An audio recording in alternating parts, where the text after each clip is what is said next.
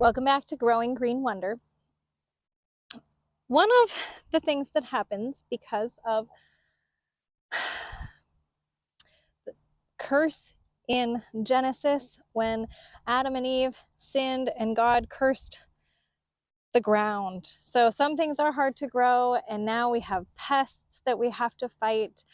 And it's hard. It is hard and discouraging when we spend the time to plant plants and water them and care for them, and then we come to check out on them and we are so excited and expectant for those beautiful tulips in the spring, for example, and we see rabbit damage.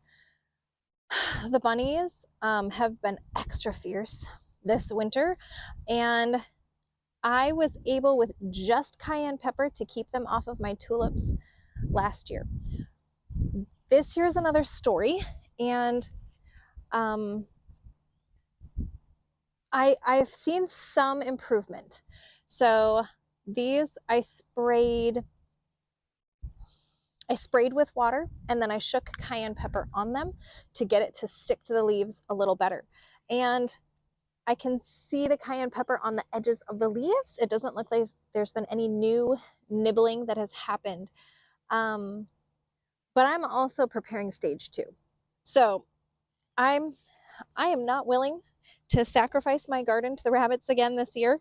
So ideally, I would not have to fence all of my garden beds to keep the rabbits out, because then I'm blocking from view all the beauty that I'm trying to create.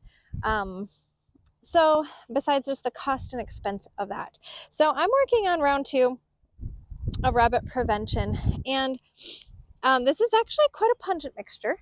I can smell it already. So I pressed garlic and I dumped a few tablespoons of red pepper flakes. You can do just the powder too, but I just had flakes on hand, into a mason jar.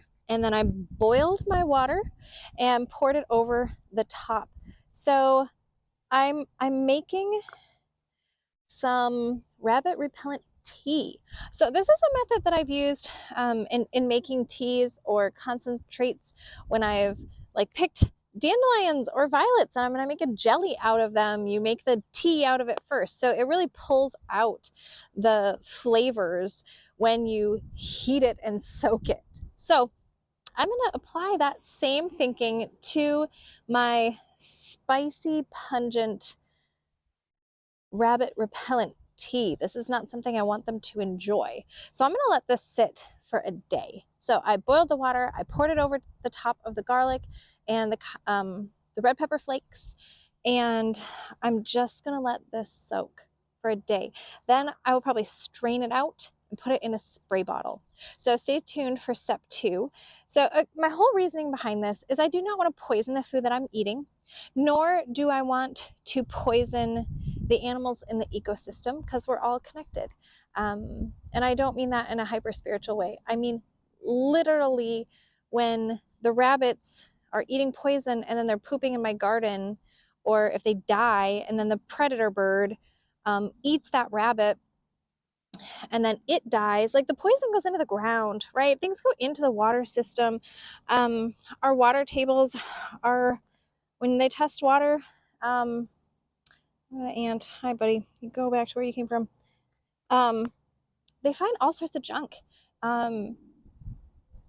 So I don't want to be adding poisons. They're not like pest controls. They kill everything. So I don't want to be putting that kind of thing into the environment. I want to try to use repellents and deterrents that are safe, that I'd be fine eating from the ground that they came from, because I want to be a good steward of the gifts that God has given me. And that does not mean that I would never kill a rabbit. It just means I don't want to poison it. I don't want to put poison out there for anybody to eat.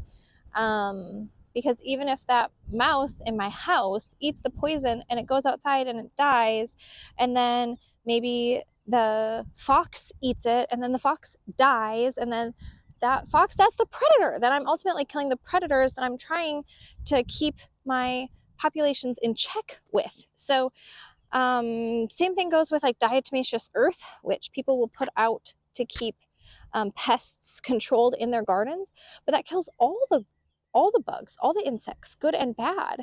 So then you end up having a gap in that environment for more bad bugs to come into because you've killed all the predators. So I want to be mindful of the systems that God has made and the world he's woven together.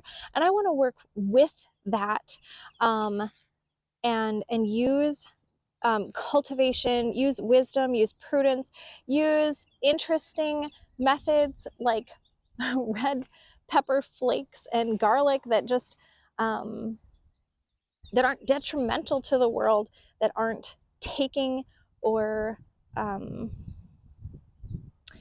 don't know, it's not like I'm disrupting God's harmony in his earth, but I want to chase them to eat something else, not my tulips. But in doing so, I don't want to poison what I have here either. So there's my long-winded explanation of why I don't bait animals. I don't put poisons out, and I don't use even something as safe as diatomaceous earth because it does have other unintended effects. So trying to use other methods, and that might mean that sometimes I lose some tulips or I have some holes in my lettuce, but I'm okay with that ultimately. All right. Thanks for following along. Be sure to like and subscribe.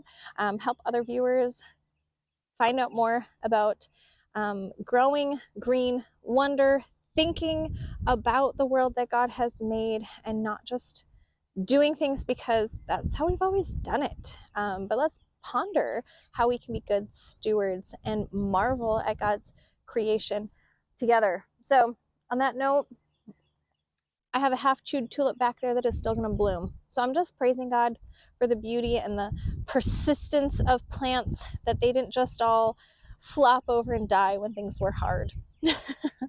May he give us that kind of persistence too. All right, thanks for joining me today. Have a good one.